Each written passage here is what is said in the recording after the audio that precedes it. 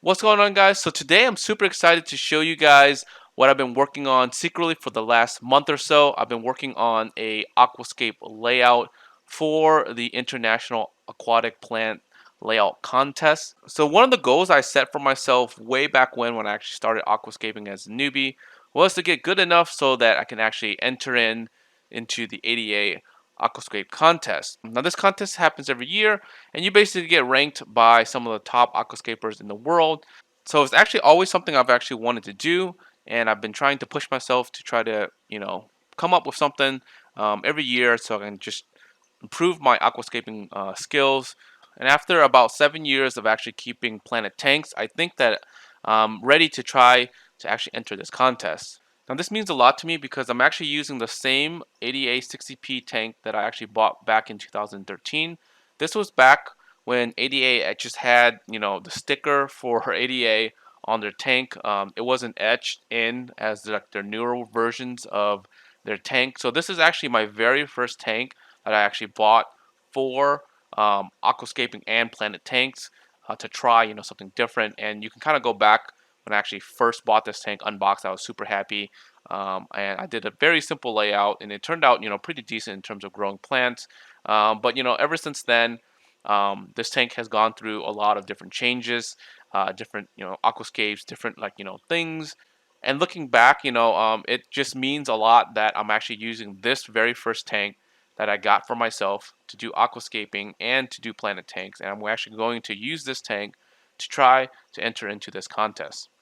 So I'm kind of walk you guys through in terms of my thought process and my inspiration for this actual hardscape. So over the past 7 years, I've actually collected a lot of aquascaping books, a lot of ADA previous kind of contest books, along with Amano's personal books and his autobiography. I figured it was time to kind of look through some of these books for ideas, some of the plants that I may want to use, some of the stones, some of the driftwood, maybe some of the layouts. For me, I actually had a lot of stones to choose from, a lot of different variety of stones I've actually collected throughout the years that I honestly haven't even used. I actually bought them when they were at a discount and they kind of just sat in a box. And I kind of went through them, looking at them and seeing, how I can actually integrate this to kind of the idea that I had. Now, a couple years ago, I actually built a aquascape box so that I can kind of do layouts for fun, and just to kind of do pre-layouts so that I could kind of transfer that into the tank whenever I'm ready. After looking through the books, my initial hardscape theme was entanglement. So with that kind of idea, entanglement, I decided to go with the Yamaya stones, which I've had for a while. It's been sitting, oh my god, probably for at least a good 4 or 5 years that I really haven't touched these stones. These stones are kind of small, angled stones, very, very nice. They're almost kind of a gray slash blackish stone. Um, and to be honest, I haven't seen these stones used in a very long time for a lot of the aquascape. So I decided, let's kind of go with something different and let's go ahead and use, this type of stone. Now going with these stones, I actually wanted to integrate some driftwood into this theme as well. So I actually have a bunch of manzanita driftwood just laying around.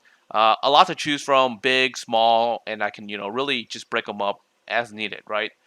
So, I laid out two different types of hardscape and kind of sat on it for probably a good 2 weeks to kind of see, which one I wanted to go with.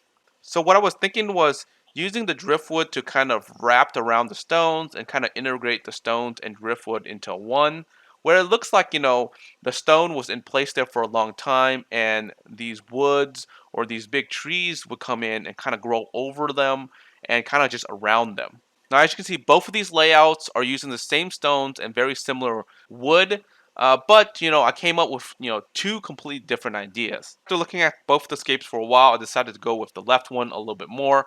When I actually started to try to transfer the actual exact aquascape into the tank, I realized that the width dimension of the tank wasn't big enough to actually accommodate a lot of the layout that I actually had done in the aquascape box. So with that in mind, I actually had to kind of recreate portions of that scape and actually redo and actually change up the scape almost 100% completely different.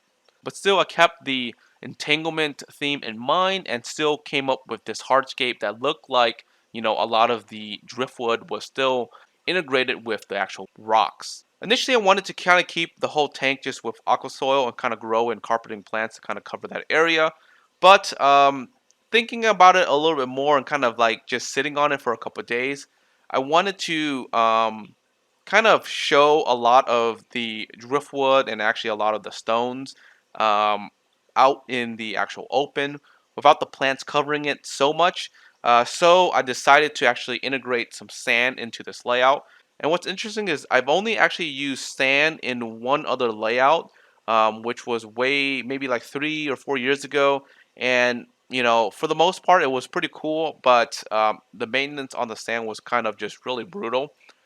So I was kind of hesitant at first, but because I really wanted to show the stones in the actual overall aquascape in the final product, I decided to, let's go ahead and actually put the sand in place and see, how this is actually going to turn out. After several days of just minor tweaks here and there, I'm actually pretty satisfied with this hardscape as is right now. I've actually taken another couple weeks to decide what kind of plants I wanted to use. I've already actually placed an order on the plants, and probably sometime next week or in 2 weeks, they'll come in and I'll probably do, the full plants on the tank and kind of finally get the tank started so that it can actually start growing in.